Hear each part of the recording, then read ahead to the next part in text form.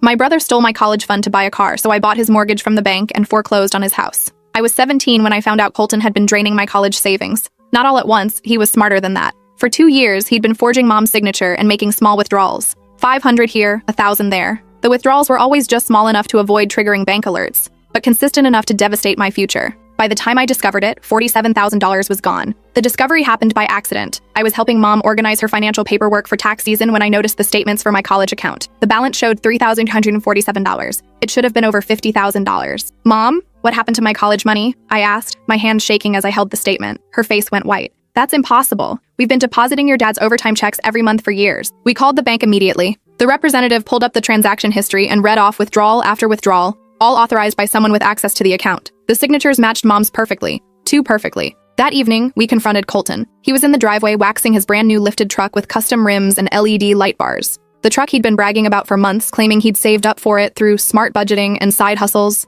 I needed transportation for work, he said when confronted, like that justified stealing my entire future. Besides, college is a scam anyway. You should thank me for saving you from debt. Dad's face turned purple. You stole from your own sister? I borrowed it, Colton corrected, running his hand lovingly over the truck's hood. I'll pay it back eventually, once I get promoted to sales manager. But we all knew he was lying. The truck payments alone were $800 a month. His insurance had doubled because of the modifications. He'd also bought new clothes, expensive tools, and started taking his girlfriend Ava to fancy restaurants every weekend. Eventually isn't good enough, Dad said. You need to return that truck and give her the money back. Colton laughed. I can't return it. I already owe more than it's worth. Besides, the paperwork's already signed. This is legally mine now. The bank account was technically in Mom's name until I turned 18. So legally, there wasn't much I could do. Colton had convinced her to make him a co-signer when he turned 21, claiming he needed it for emergencies. Apparently, wanting a flashy truck qualified as an emergency. I watched my dreams evaporate overnight. State school became community college. My acceptance letter to engineering programs became worthless pieces of paper. While my friends prepared for dorms and campus life, I picked up double shifts at the hardware store, making $12 an hour to rebuild what my brother had stolen. But Colton? He was living his absolute best life. He got promoted at the dealership where Dad had connections, earning commission on top of his base salary. He moved into a luxury apartment complex with a pool and fitness center. His Instagram became a constant stream of updates. Weekend trips, expensive dinners, the truck parked in front of increasingly upscale locations. At family dinners, he'd pat my shoulder with fake sympathy. Don't look so sad, he'd say, cutting into the steak he'd brought to show off. You'll figure something out. Community college isn't that bad. Maybe you can learn a trade. Plumbers make good money. I smiled and nodded, swallowing my rage. But I was planning. For 4 years, I worked like a machine. 60-hour weeks between the hardware store and a weekend cleaning job. Every spare dollar went into a separate savings account that Colton knew nothing about. I lived with Mom and Dad, drove a 15-year-old Honda with a cracked windshield, and wore the same 5 outfits until they literally fell apart. Meanwhile, Colton's lifestyle kept expanding. The truck led to a boat. The apartment became a rental house. He married Ava in a wedding that cost more than my original college fund, complete with a live band and destination bachelor party. They honeymooned in Greece while I worked overtime to afford used textbooks. But I kept saving, and watching, and waiting. 3 years ago, Colton's dealership was bought out by a larger company. His position was eliminated in the restructuring. Ava's part-time retail job couldn't cover their lifestyle, but they refused to downsize. Instead of cutting expenses, they refinanced the house, took out personal loans, and maxed out credit cards to maintain their image. I'd gotten my engineering degree by then, working for a construction company that specialized in foreclosures and distressed properties. I learned exactly how the process worked, how desperate banks became when homeowners fell behind, how properties could be purchased at auction for a fraction of their value. When Colton's mortgage company started calling Mom asking if she'd heard from him, I knew the time had come. The first sign of Colton's financial trouble came during Christmas dinner 2 years ago. He and Ava arrived late, both looking stressed. Usually they showed up with expensive wine and stories about their latest purchases. This time, they brought a bottle from the grocery store and barely spoke during dinner. After the meal, I overheard Colton on the phone in Dad's study, his voice hushed but desperate. I need another extension, he was saying. Just 60 days. The commission check will be bigger after the holidays. When he hung up, I pretended I'd been looking for the bathroom. His face was pale, sweat beading on his forehead despite the cool weather. Everything okay? I asked innocently. Fine, he snapped. Just work stuff. But it wasn't work stuff. Over the next few months, the signs became impossible to ignore. The boat disappeared first, upgrading to something better, he claimed, though no replacement ever appeared. Then the luxury apartment became a smaller rental house on the outskirts of town. Ava's designer handbags were replaced with knockoffs, and their dinner dates became fast food runs. The wedding ring Colton had bragged about, 2 months' salary on a custom platinum band, vanished from his finger. When Mom asked about it, he claimed it was being resized. I knew better. I'd learned enough about financial distress to recognize the pattern. Luxury items disappearing, downgrading living situations, defensive explanations for obvious reductions in lifestyle. Colton was drowning, and his pride wouldn't let him admit it. Through my work in construction, I'd met a real estate investor named Rebecca Torres who specialized in distressed properties. She was in her 50s, had built a small empire buying foreclosures and flipping them, and took a mentoring interest in me when she learned about my background. The best opportunities come from other people's disasters, she told me over coffee one afternoon. Banks hate holding on to bad mortgages. They'll sell them to anyone willing to take the risk. How does that work exactly? I asked, though I was already forming a plan. Simple. Bank loans money to homeowner. Homeowner stops paying. Bank forecloses and gets stuck with a property they don't want. Smart investors buy the debt from the bank at a discount, then either collect payments or foreclose themselves. She explained the entire process: how to research distressed properties, how to contact banks holding bad mortgages, how to structure the purchase of debt, and how to navigate the legal requirements for foreclosure. The key is having cash available and understanding the legal process, she said. Most people don't know this is even possible. Banks would rather sell a $200,000 mortgage to an investor for $100,000 than spend 2 years trying to sell the house. I started researching Colton's mortgage immediately. The house was worth approximately $340,000, and he'd bought it 3 years earlier with a $285,000 loan. His payment history would be in the public records once he fell behind, and I had connections through work who could access that information. The waiting was the hardest part. I knew Colton was struggling, but I needed him to fall behind on payments before I could make my move. Every month, I checked the foreclosure filings in our county, looking for his address. It took 8 months. When Colton's name finally appeared on the foreclosure list, I felt a surge of adrenaline mixed with something darker. This was really happening. My brother, who had stolen my future and flaunted his stolen lifestyle for years, was about to lose everything he'd built on my money. According to the filing, he was 4 months behind on payments. The outstanding balance was $267,000, and the bank had initiated foreclosure proceedings. In 90 days, the house would be auctioned off to the highest bidder, unless someone purchased the mortgage first. I called Rebecca immediately. I need your help with something, I told her. There's a property I want to acquire, but it's complicated. We met at her office the next morning. I explained the situation, how Colton had stolen my college fund, how he'd used the money to build a lifestyle he couldn't afford, and how I wanted to purchase his mortgage before the foreclosure auction. Rebecca listened without judgment, taking notes on a legal pad. Morally, I understand your motivation, she said when I finished. Legally, everything you're describing is completely above board. The question is whether you're prepared for the emotional fallout. What do you mean? Buying debt from a faceless bank is one thing. Foreclosing on your own brother is another. Are you ready to literally throw your pregnant sister-in-law out of her home? I thought about Ava, who was 6 months pregnant with their first child. She'd been nothing but kind to me, always asking about my studies and celebrating my small victories. She had no idea her comfortable life was built on money stolen from my future. She benefited from what he stole, I said finally. Every nice dinner, every vacation, every designer purse, it was all paid for with my college money. She may not have known it was stolen, but she spent it just the same. Rebecca nodded slowly. Then let's talk numbers. The mortgage company was eager to get the bad debt off their books. Rebecca made the initial contact, representing herself as an investor interested in purchasing distressed mortgages. The bank required proof of funds, a credit check, and a detailed application, but the process was surprisingly straightforward. The outstanding balance was $267,000, including 4 months of missed payments and late fees. The bank agreed to sell the entire mortgage to me for $245,000, a $22,000 discount in exchange for immediate payment and assumption of all collection responsibilities. I had $289,000 in my savings account. 7 years of working 60-hour weeks, living on ramen noodles, and denying myself every luxury while Colton lived like a king. Every sacrifice I'd made, every weekend I'd worked instead of relaxing, every time I'd bought generic groceries while he posted pictures of expensive steaks, it had all led to this moment. I wrote the check on a Wednesday morning in October. By Friday afternoon, I legally owned my brother's mortgage. The first payment was due in 2 weeks.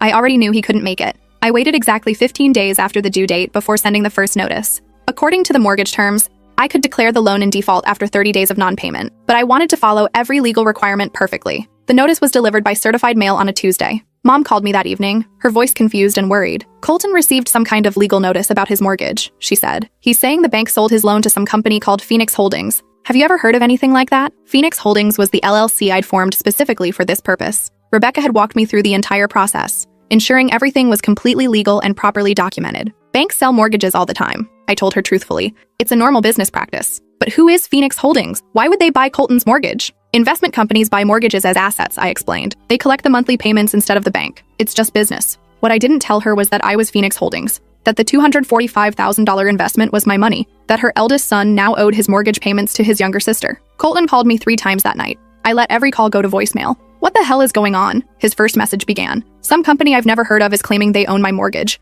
This has to be some kind of scam. The second message was angrier. I know you work in construction. You know about this kind of stuff. Call me back and help me figure out what's happening. By the third message, paranoia had set in. This is too much of a coincidence. You're involved in this somehow, aren't you? This is exactly the kind of vindictive thing you'd do. I saved every message. Documentation would be important for what came next. The second notice arrived 3 weeks later. This one informed them that the mortgage was in default and that I was accelerating the full balance. Instead of just the missed payments, they now owed the entire remaining $267,000 immediately. This was a standard provision in most mortgages, but but homeowners rarely understand it until they're facing foreclosure. Miss enough payments, and the lender can demand the full amount instead of accepting a payment plan. Colton showed up at my apartment the next day. I watched through the peephole as he pounded on my door, his face red with anger and desperation. "Open up," he shouted. "I know you're in there. We need to talk about this Phoenix Holdings bullshit."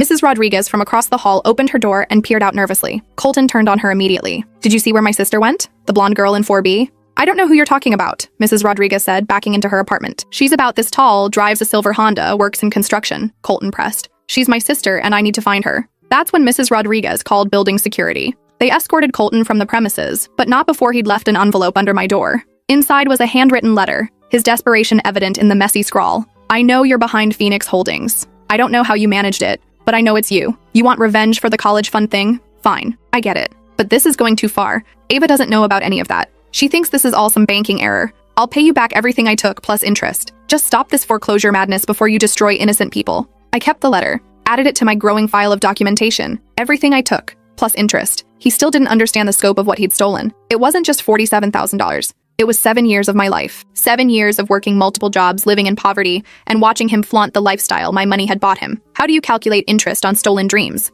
2 weeks later, Dad called. "Colton told me everything," he said, his voice heavy with disappointment. "About the college money, about this foreclosure situation, about you being Phoenix Holdings." "Did he tell you about the truck?" I asked. "About the boat, the wedding, the Greece honeymoon? Did he mention how he's been living like a king for 7 years while I worked 3 jobs to afford community college?" Dad was quiet for a long moment. He said he was young and stupid, that he's learned his lesson. "Has he? Because when Mom asked about the missing college money 7 years ago, he said he'd pay it back. When you demanded he return the truck, he said it was impossible. When I asked for an apology, he told me I should thank him for saving me from student loans. People change," Dad said weakly. "Do they? Because 3 months ago, he was still posting pictures of expensive dinners while claiming he couldn't afford to repay me. The only thing that's changed is that he got caught overspending and now he needs my help. He's your brother. And I was his sister when he forged Mom's signature to steal my future." Dad hung up without saying goodbye. The foreclosure auction was scheduled for a Friday morning in November. State law required the sale to be advertised in the local newspaper for 4 consecutive weeks. I watched every week as the notice appeared, listing Colton and Ava's address among a dozen other properties being sold.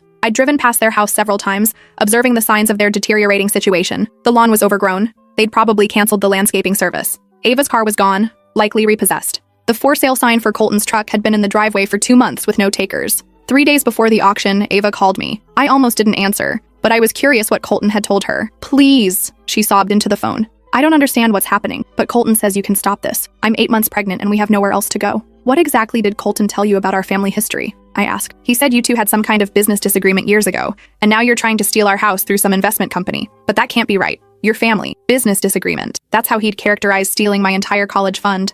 "Ask your husband about my college money, Ava. Ask him what he did with $47,000 that was supposed to pay for my education." The line went silent for several seconds. I don't know what you're talking about." "Then you should have that conversation with Colton. Ask him where he got the money for his truck. Ask him how he afforded your wedding. Ask him who paid for your honeymoon in Greece." "You're scaring me," she whispered. "I'm not the one you should be scared of." I hung up and immediately felt guilty. Ava was innocent in all of this. But innocence didn't change the fact that she'd spent 7 years enjoying a lifestyle built on my stolen future. The morning of the auction, I arrived at the courthouse steps at 8:30 a.m. About 40 people had gathered, mostly investors, contractors, and a few desperate homeowners trying to bid on their own properties. I spotted Rebecca in the crowd and nodded. We'd agreed she would attend as backup in case other bidders drove the price too high, but we both knew that was unlikely. The house was in a decent neighborhood, but it needed work, and most investors preferred properties they could flip quickly. The auctioneer started with the least valuable properties and worked his way up. A mobile home went for $15,000. A condemned house sold for $28,000. A small apartment building generated more interest, selling for $180,000. Colton's house was the 7th property on the list. "Next up, we have 1247 Maple Ridge Drive," the auctioneer announced.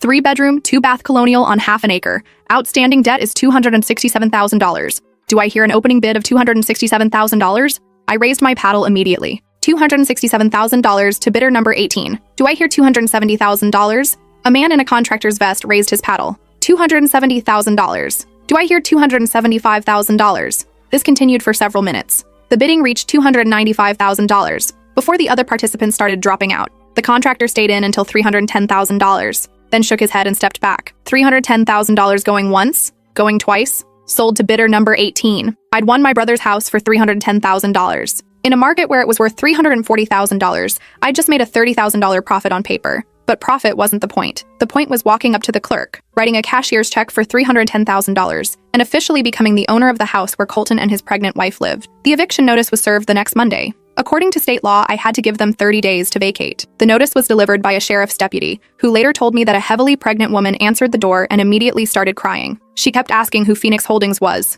the deputy said, kept saying there must be some mistake. The man came to the door and started yelling about how this was impossible. That family doesn't do this to family. Family doesn't do this to family. Rich. Coming from someone who'd stolen his sister's college fund. That afternoon, my phone exploded with calls. Mom, Dad, Colton, and several family members I hadn't spoken to in years. Word had spread quickly through our extended family about the foreclosure. I turned off my phone and went for a long drive. When I finally listened to the messages that evening, the progression was predictable. Confusion, anger, disbelief, and finally, desperate bargaining. Mom's message was heartbroken. How could you do this to your own family? Ava's about to have a baby. They have nowhere to go. Dad's was disappointed. I raised you better than this. Whatever anger you're carrying, this isn't the way to handle it. Colton's first message was pure rage. You vindictive bitch. You bought our house just to throw us out. Ava's in the hospital because of the stress you've caused. His second message was panicked. The doctor says the stress could cause premature labor. Do you want to be responsible for hurting an innocent baby? Is your revenge worth more than your nephew's life? His third message was desperate. I'll give you everything. The truck, the boat, my tools, every asset I own. Just let us stay in the house until after the baby's born.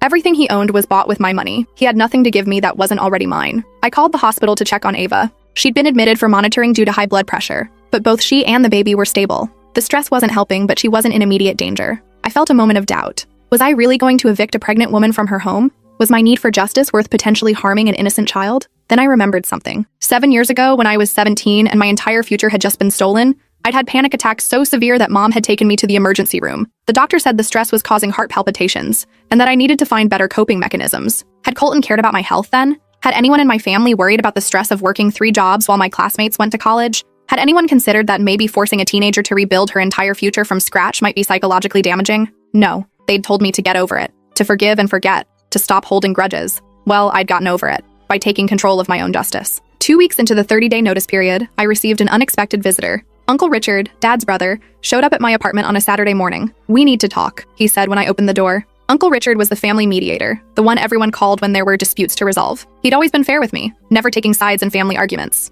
I know what Colton did to your college fund, he said as we sat in my living room. I knew it at the time, actually. Your dad told me everything. This was news to me. You knew? I told your father he should make Colton sell the truck and repay every penny immediately, but your parents thought it would be too harsh, that it would ruin his credit and his job prospects. So they ruined mine instead. Uncle Richard nodded sadly. They thought you were resilient enough to bounce back. They thought Colton needed more help, because he'd always been irresponsible with money. And now? Now, I think they were wrong. You've built something impressive despite what he did to you. You've got a career, savings, property ownership. Colton's learned nothing. He's still making the same financial mistakes, just on a bigger scale. Then why are you here? Uncle Richard leaned forward. Because there's a pregnant woman caught in the middle of this, and a baby who's going to be born into homelessness. I'm not asking you to forgive Colton. I'm asking you to consider collateral damage. I'd thought about this constantly for 2 weeks. Ava's pregnancy, the timing, the fact that she'd done nothing wrong except marry a thief and spend stolen money. What do you suggest? I asked. Sell them the house. Not at a discount, but at fair market value. They'll have to get a new mortgage, which will be difficult with Colton's credit, but it's possible.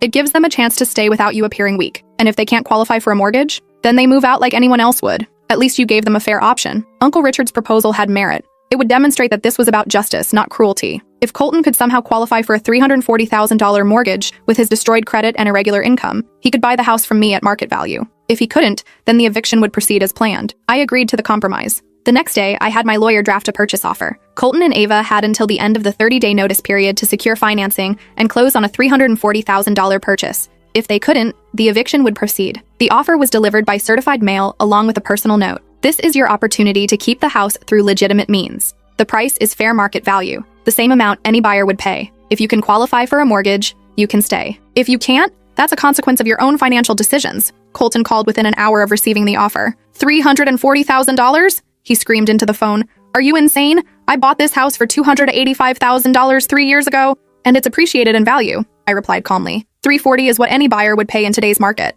I can't get a mortgage for that much. My credit is destroyed. Then you should have thought about that before you stopped making payments on your original mortgage. This is family, he shouted. You're supposed to help family, not exploit them. You're right, I said.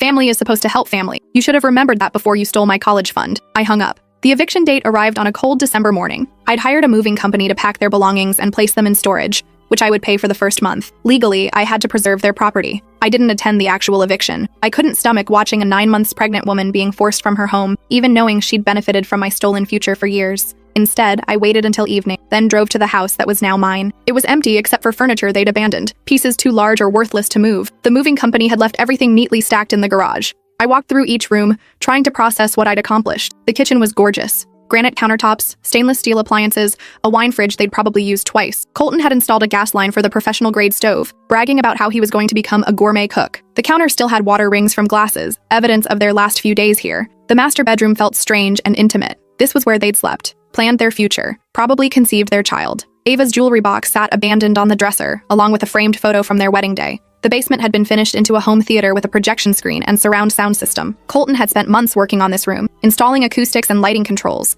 The leather recliners were expensive, probably financed at the same time as everything else. This was the life they'd built on my stolen dreams. My phone buzzed. A text from an unknown number. Ava went into labor during the move. She's at St. Mary's Hospital. The baby came 5 weeks early because of the stress. I hope destroying our family was worth it. I stared at the message for a long time, standing in the kitchen of my brother's former house. The baby had come early, a tiny person thrust into the world prematurely because of a conflict she had nothing to do with. I felt a wave of something. Guilt, regret, doubt. Had I gone too far? Was revenge worth potentially harming an innocent child? Then I remembered something else. 7 years ago, during my first semester of community college, I'd collapsed from exhaustion during finals week. Working 60 hours while taking a full course load had pushed my body beyond its limits. I'd ended up in the same hospital, being treated for dehydration and stress-induced heart palpitations. Colton had been in Greece at the time, posting pictures of ancient ruins and 5-star restaurants. He didn't visit me in the hospital. He didn't even know I was there until Mom told him weeks later. His response? She's young. She'll bounce back. Well, now he could bounce back too. I deleted the text and continued my tour of the house. Over the next few months, I renovated the property extensively. New flooring throughout, updated bathrooms, modern lighting fixtures. I wanted to erase every trace of Colton and Ava's presence, to make it truly mine. The work was therapeutic. Every wall I painted over, every fixture I replaced, every improvement I made was a step further away from the pain of what Colton had done to me. This house had been built on my stolen money. Now it was going to be the foundation of my real future. I moved in 6 months later, after the renovations were complete. For the first time in my adult life, I owned something that couldn't be taken away from me. No one could forge signatures or make unauthorized withdrawals. No one could steal my security. The house was mine, paid for with money I'd earned through 7 years of sacrifice and discipline. 3 months after I moved in, I received an envelope in the mail with no return address. Inside was a birth announcement. Sophia Marie Thompson, born December 15th, 4 lbs, 6 Oz. Parents, Colton and Ava Thompson. A beautiful baby girl, small but healthy despite her early arrival. The photo showed her in a tiny pink dress, sleeping peacefully in what looked like a hospital bassinet. On the back, someone had written, "Your niece." I studied the photo for a long time. Sophia had Colton's nose but Ava's delicate features. She looked perfect and innocent and completely unaware of the circumstances that had shaped her arrival. I felt a complex mix of emotions. Love for this little person who shared my DNA, sadness that her first weeks of life had been marked by homelessness and family conflict, and underneath it all, a stubborn refusal to feel guilty for the choices that had led us here. Sophia wasn't my responsibility. I hadn't chosen to bring her into the world. Her parents had made a series of decisions, stealing money, living beyond their means, refusing to downsize when their income changed, that had created this situation. I wasn't the villain in this story, no matter how much my family wanted to paint me as one, but I also wasn't completely heartless. I opened a college savings account in Sophia's name and deposited $10,000. Not because I owed her anything, but because she deserved better than the financial irresponsibility her father had demonstrated. When she turned 18, she'd have a foundation to build on. Unlike me, she wouldn't have to worry about someone stealing her future. 6 months later, Mom called to tell me that Colton and Ava had divorced. The stress of losing the house, the premature birth, the financial problems, it was too much for their marriage, she explained. Ava took the baby and moved back with her parents in North Carolina.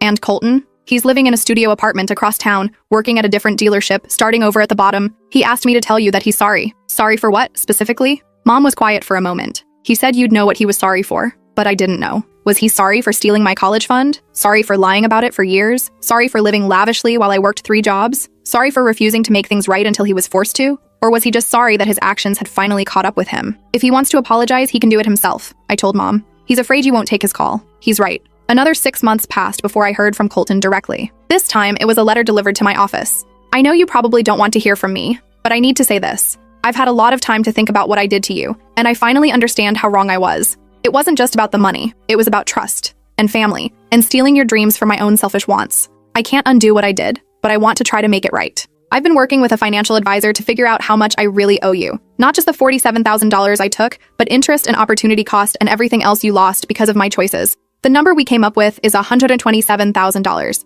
That's what your college fund would be worth now if I hadn't touched it, plus the additional income you would have earned with a degree versus working retail jobs. I'm including a cashier's check for that amount. It's everything I have left after paying my debts and child support. I had to sell the truck, my tools, everything. I'm starting over completely. I know money can't fix what I broke between us, but I wanted you to know that I finally understand the real cost of what I did. You didn't just lose college money. You lost years of your life, opportunities, and the trust you had in your family. I'm not asking for forgiveness. I don't deserve it. I just wanted you to know that I know how badly I screwed up, and I'm sorry. Your brother, Colton. I stared at the check for a long time. $127,000, more than twice what he'd originally stolen, and by his own calculation of what he owed me. For the first time since this whole thing started, his apology felt genuine. Not desperate or manipulative, just tired and honest and full of genuine remorse. But it was also 7 years too late. I deposited the check and immediately donated the entire amount to a scholarship fund for students from low-income families. The donation was made in memory of my 17-year-old self, the girl whose dreams had been stolen, who'd had to rebuild her entire future from scratch. Let that money actually help someone go to college, instead of funding someone's selfish choices. I never responded to Colton's letter. 2 years later, I received a wedding invitation. Not from Colton, from our cousin Emma, who was getting married in Vermont. The invitation was addressed to the Thompson family, which technically included both Colton and me. I almost didn't go. Family gatherings had been awkward since the foreclosure, with relatives taking sides and conversations stopping when I entered rooms. But Emma had always been kind to me, and I didn't want to miss her wedding because of ongoing drama with Colton. I arrived at the reception to find Colton sitting alone at a table in the back corner. He looked older, thinner, worn down by years of financial struggle and the collapse of his marriage. He was wearing a suit that looked like it came from a discount store, a far cry from the expensive clothes he used to favor. Our eyes met across the room. He raised his hand in a tentative wave. I nodded acknowledgement, but didn't approach. During the reception, Uncle Richard appeared at my table. He's been asking about you, he said quietly, wondering how you're doing, whether you're happy. I'm doing fine. He looks terrible, doesn't he? I glanced over at Colton, who was picking at his dinner while other family members laughed and celebrated around him. He looks like someone who's facing the consequences of his choices, I said. Do you think you'll ever forgive him? I considered the question. Forgiveness was complicated. It wasn't just about letting go of anger. It was about whether trust could ever be rebuilt, whether relationships could be restored. I don't think about him anymore, I said finally. I used to spend so much energy being angry, planning revenge, making sure he paid for what he did. But that's over now. I've moved on. That's not the same as forgiveness. No, it's not. But it's enough. Uncle Richard nodded and returned to his table. I finished my dinner and left without speaking to Colton. 6 months later, I received another letter. This one was from Ava. I know we haven't spoken since everything happened with the house, but I wanted you to know that Sophia asks about her aunt sometimes. She's 3 now, and she knows she has family she's never met. I've learned a lot about what Colton did to your college fund. I understand now why you did what you did, even though it was hard for me to accept at the time. He stole from you for years and used that money to build our life together. In a way, I was living off stolen money without knowing it. I don't expect you to want a relationship with Sophia, or with me. I just thought you should know that she exists, that she's healthy and happy, and that maybe someday when she's older, you two could meet. There's also something else I wanted to tell you. Colton never blamed you for the divorce. He told me that losing the house and the financial stress was all because of his own bad decisions. He said you were just collecting what he owed you, and that he deserved whatever happened. I thought you should know that he took responsibility, at least with me. If you ever want to meet Sophia, we visit your parents every few months. I know your mom would love to see you there too. Take care, Ava. The letter included recent photos of Sophia, a beautiful toddler with curly hair and bright eyes, playing in what looked like a well-kept backyard. She was clearly loved and cared for, despite the chaos of her early arrival. I studied the photos for a long time. This little girl was my niece, my brother's daughter, part of my family whether I acknowledged her or not. But she was also connected to a chapter of my life that I'd worked hard to close. Seeing her would mean reopening old wounds, confronting questions about family and forgiveness that I wasn't ready to answer. I put the photos in a drawer and didn't respond to Ava's letter. A year later, Mom called with news. Colton had been diagnosed with testicular cancer. Treatable if caught early, but he'd ignored symptoms for months because he couldn't afford regular health care. He's going to start chemotherapy next week, she said. I thought you should know. How bad is it? The doctors think he'll be fine if he responds well to treatment, but it's going to be rough for the next few months. I felt a complex mix of emotion. Relief that his prognosis was good, sadness that anyone had to face cancer, and underneath it all, a stubborn refusal to feel responsible for helping him through it. Do you want his number? Mom asked, in case you want to reach out. No, he's still your brother. And I'm still the sister whose college fund he stole. Mom sighed. When are you going to let this go? I have let it go. That doesn't mean I have to have a relationship with him. 6 months later, Mom called again. Colton's treatment had been successful, but the medical bills had bankrupted him completely. He'd lost his apartment and was living in his car, trying to rebuild his life for the 3rd time. He's not asking for help, she said quickly.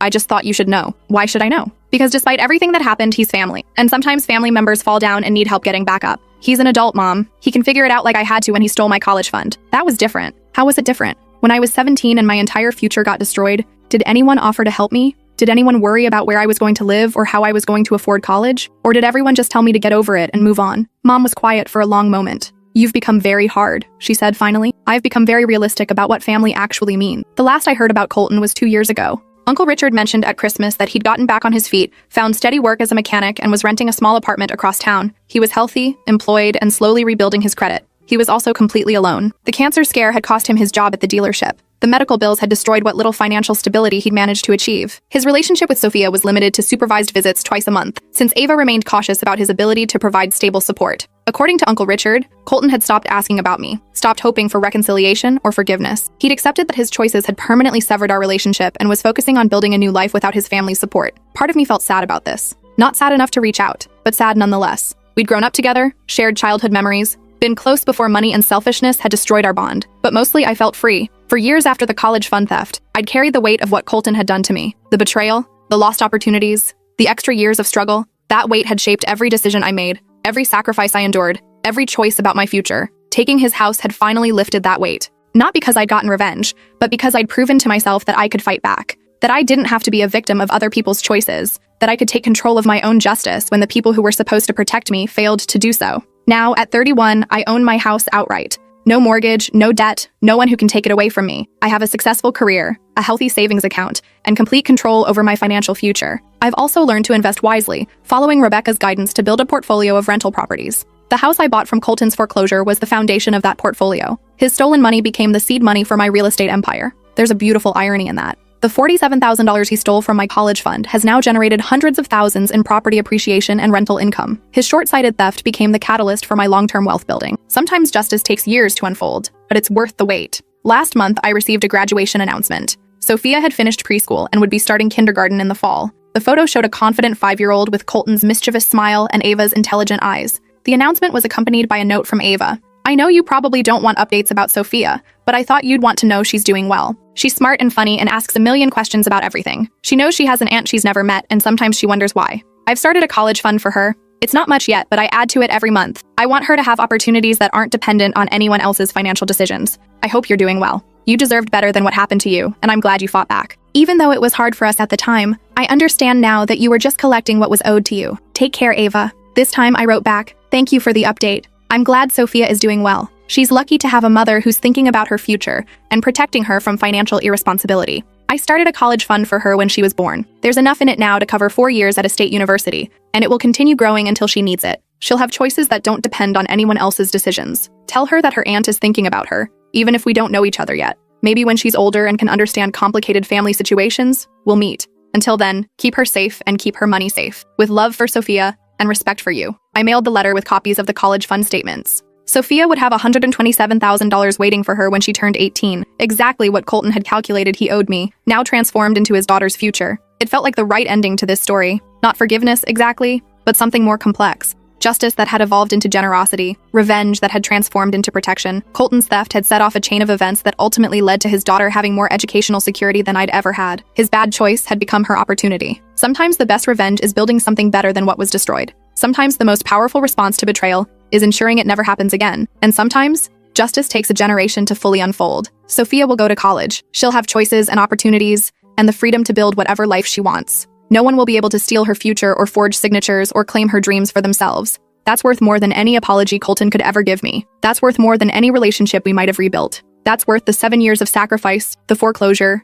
the family drama, and the permanent severing of our sibling bond. Some wounds never heal, but sometimes they birth something beautiful. Sometimes the best thing you can do for family is make sure the next generation doesn't repeat the same mistakes. Sometimes letting go means building something better than what you lost. Sophia will have what I never had, absolute security in her educational future. And that's how this story really ends. Not with reconciliation or forgiveness, but with transformation, pain becoming protection, theft becoming generosity, betrayal becoming the foundation of something unbreakable. Colton stole my college fund to buy a car. I bought his mortgage and foreclosed on his house. His daughter will go to college debt-free. Justice is patient, but it always finds a way.